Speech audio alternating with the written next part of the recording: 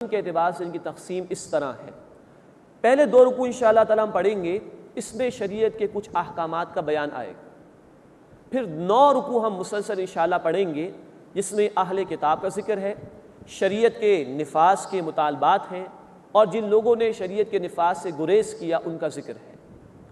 پھر مزید 3 رکوع آئیں گے جس میں شریعت کے احکامات کا ذکر آئے گا، اور آخری 2 رکوعوں میں رسالت کے حوالے سے کچھ مضامین بیان کیے گئے ہیں۔ یہ بھی نوٹ فرمائیے کہ یہ سورہ مبارکہ تقریباً سن 7 ہجری میں نازل ہوئی ہے۔ سن 6 ہجری میں صلح حدیبیہ کا معاملہ پیش آیا تھا، اس کے بعد کے دور میں یہ سورہ مبارکہ اللہ تعالیٰ کی طرف سے نازل ہوئی ہے۔ فرمایا کہ یا ایھا الذین آمنوا اوفوا بالعقود، اے وہ لوگوں جو ایمان لائے ہو اپنے عہد کو، اپنے وعدوں کو پورا کرو۔ ہمارے دین میں وعدے کو پورا کرنے کی بڑی اہمیت ہے۔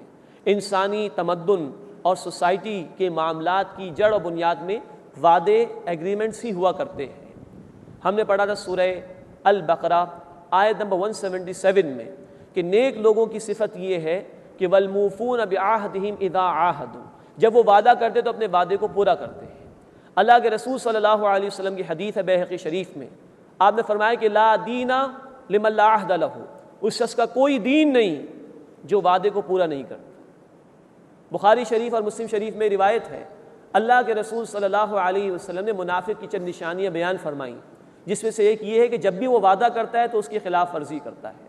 اللہ ہمیں اس سے محفوظ فرمائے اور ہمیں اپنے وعدوں کو پورا کرنے کی توفیق عطا فرمائے، اس لیے کہ ان وعدوں کے متعلق قیامت کے دن سوال ہوگا۔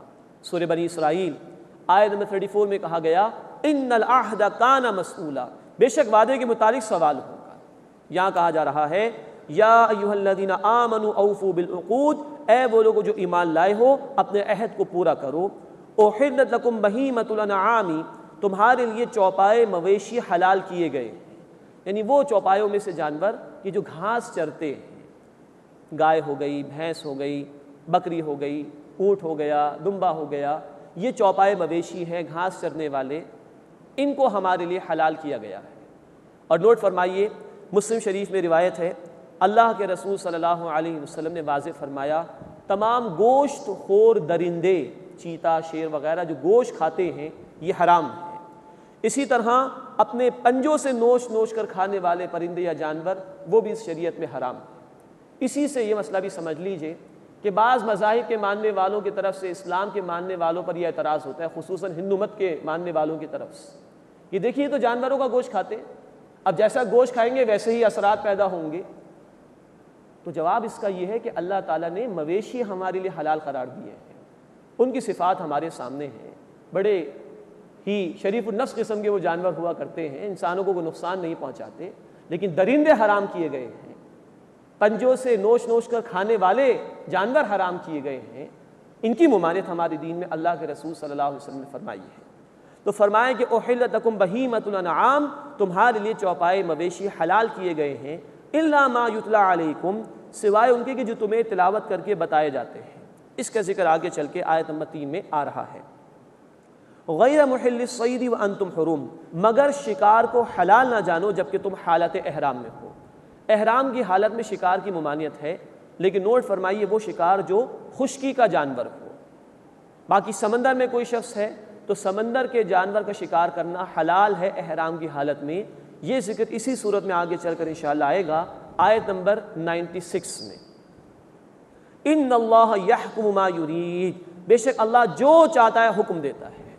یہ گویا کہ بعض وہ لوگ کہ جو اپنی عقل کو ہی ترجیح دیتے ہیں اور عقل کی بنیاد پر شریعت کو پرکھنے کی کوشش کرتے ہیں، ان کے لیے تمام دروازے بند کر دیے گئے۔ اللہ جو چاہے حکم دے، اللہ ہے، مالک ہے، جو چاہے حکم دے، تم بندے ہو، تم سے مطالبہ تقاضا یہ کہ تم اس کے سامنے اپنے آپ کو سرنڈر کر دو، جھکا دو۔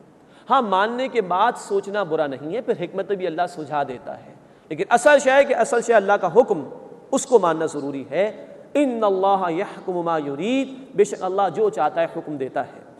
یا ایھا الذین آمنوا، اے وہ لوگوں جو ایمان لائے ہو، لا تحلوا شعائر اللہ، اللہ کی نشانیوں کو حلال نہ سمجھو۔ شعائر جمع ہے شعیرہ کی، شعیرہ وہ شے جس کو دیکھ کر شعور حاصل ہو جائے، اردو میں اسے کہا جاتا ہے نشانی، جس کو دیکھ کر کوئی شے یاد آ جائے۔ اللہ کا گھر خانہ کعبہ پھر اللہ کی دیگر مساجد، اللہ کی کتاب، اللہ کے نیک بندے، دینی مدارس، وہ مقامات جہاں اللہ کے دین کی باتیں بیان ہوں، یہ سب نشانیاں، ان کو دیکھ کر اللہ یاد آتا ہے۔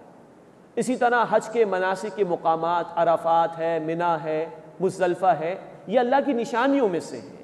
تو فرمائے کہ لا تحلوا شعائر اللہ، اللہ کی نشانیوں کو حلال نہ سمجھو، مراد یہ ہے کہ ان کا احترام کرنا، ان کا تقدس برقرار رکھنا تمہارے لیے لازم ہے، ان کی بے حرمتی نہ کرو۔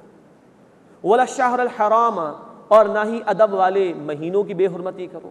حرام مہینوں سے مراد وہ مہینے جن کا احترام کرنا لازم ہے۔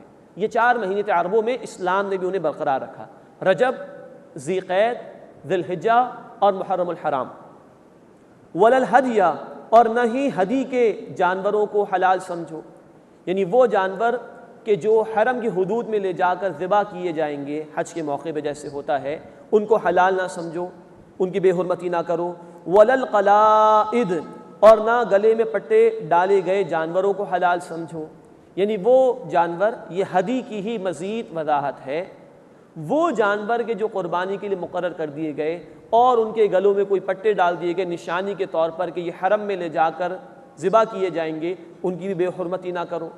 ولا آمین البیت الحرام، اور نہ بیت الحرام کی طرف آنے والوں کے ساتھ بے حرمتی کا معاملہ اختیار کرو، یعنی حجاج جو اللہ کے لیے آتے ہیں حج ادا کرنے کے لیے، ان کو دیکھ کر بھی تو اللہ یاد آتا ہے، تو ان کا ادب اور احترام کرو، بدسلوکی نہ کرو، ان کی بے حرمتی نہ کرو۔ ولا آمین البیت الحرام، اور نہ بیت الحرام کی طرف آنے والوں کی بے حرمتی کرو۔ یبتغون فضلا من ربہم ورضوانا، وہ اپنے رب کا فضل اور اس کی رضا چاہتے ہیں۔ وَإِذَا حَلَلْتُمْ فَاصْطَادُوا، اور جب تم احرام کھول دو تو شکار کر سکتے ہو۔ حالت احرام میں خشکی کے جانور کا شکار کرنا حرام تھا، اب جب احرام اتر گئے تو شکار کر سکتے ہو۔ اس کے بعد بڑی خوبصورت تعلیم ہے ہمارے دین کی جو اس مقام پر دی جا رہی ہے، فرمایا وَلَا يَجْرِمَنَّكُمْ شَنَآنُ قَوْمٍ أَن صَدُّوكُمْ عَنِ الْمَسْجِدِ الْحَرَامِ، اور کسی قوم کی دشمنی جو تمہیں مسجد حرام سے روکتی ہے، اس بات پر آمادہ نہ کرے ان تعتدوا، کہ تم اس کے ساتھ زیادتی کرو۔ یہ اشارہ ہے مشرکین مکہ کی طرف کہ جنہوں نے مسلمانوں کو مکہ مکرمہ سے نکلنے پر، ہجرت کرنے پر مجبور کیا، اور یہی لوگ تھے کہ سن 6 ہجری میں جب نبی صلی اللہ علیہ وسلم 1400 صحابہ کو لے کر گئے تھے عمرے کی ادائیگی کے لیے، تو حدیبیہ کے مقام پر انہیں روک دیا گیا تھا اور بیت اللہ جانے کی مشرکین نے اجازت نہیں دی تھی۔ صلح حدیبیہ کے حوالے سے تفصیل آئے گی انشاءاللہ سورۃ الفتح میں۔ تو کیونکہ ان مشرکین نے مسلمانوں کو ہجرت پر بھی مجبور کیا، بیت اللہ سے دور کیا، اور سن 6 ہجری میں روکا بھی تھا، تو ممکن تھا کہ مسلمان کئی جذبات میں اگر کوئی زیادتی کا معاملہ نہ کر لیں، تو کہا گیا کہ وَلَا يَجْرِمَنَّكُمْ شَنَآنُ قَوْمٍ أَن صَدُّوكُمْ عَنِ الْمَسْجِدِ الْحَرَامِ أَن تَعْتَدُوا، اور کسی قوم کی دشمنی کی جو تمہیں روکتی ہے مسجد حرام سے، اس بات کا باعث نہ بنے کہ تم زیادتی کرو، ایسا نہ کرو۔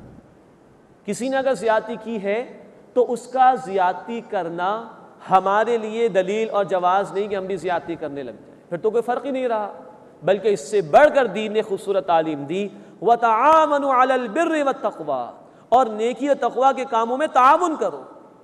وَلَا تَعَاوَنُوا عَلَى الْإِثْمِ وَالْعُدْوَانِ، اور گناہ اور زیادتی کے کاموں میں تعاون نہ کرو۔ دوسرے زیادتی کرنے دو، دوسرے برے بننے دو، تم نہیں بن سکتے۔ یہ توازن ہے اللہ کی کتاب کا، اور یہ بیلنسڈ گائیڈ لائنز ہیں جو اللہ رب العزت نے ہمیں عطا فرمائی۔ نیکی کوئی بھی کر رہا ہو، تقویٰ کی روش کسی نے بھی اختیار کر رکھی ہو، وہ ہمارا بھائی ہے، ہمیں اس کے ساتھ حسن سلوک کرنا ہے، اس کے ساتھ تعاون کرنا ہے، اس نیکی کے کام کو پروموٹ کرنے میں اس کے اس کا دست و بازو بننا ہوگا۔ اور گناہ کا کام کوئی بھی کر رہا ہے، زیادتی کہیں بھی ہو رہی ہے، ہمارا کام ہے ہم اس کو روکنے کی کوشش کریں، اور جو لوگ روک رہے ہیں ان کے ساتھ تعاون کریں برائی کو مٹانے کے لیے۔ یہ ہے قرآن کا توازن۔ اللہ ہمیں نیکی اور تقویٰ کے کاموں میں آگے بڑھنے اور دوسروں کا ساتھ دینے کی توفیق عطا فرمائے، اور اللہ ہمیں گناہ اور زیادتی کے کاموں سے بچنے اور زیادتی و گناہ کے کاموں کو مٹانے کی توفیق عطا فرمائے۔ واتقوا اللہ، اور اللہ کا تقوی اختیار کرو، اس کی نافرمانی سے بچو۔ ان اللہ شدید العقاب، بے شک اللہ تعالیٰ سخت عذاب دینے والا ہے۔ اس کے بعد 4 باتوں کی حرمت کا بیان آ رہا ہے، ہم پہلے بھی پڑھ چکے ہیں سورہ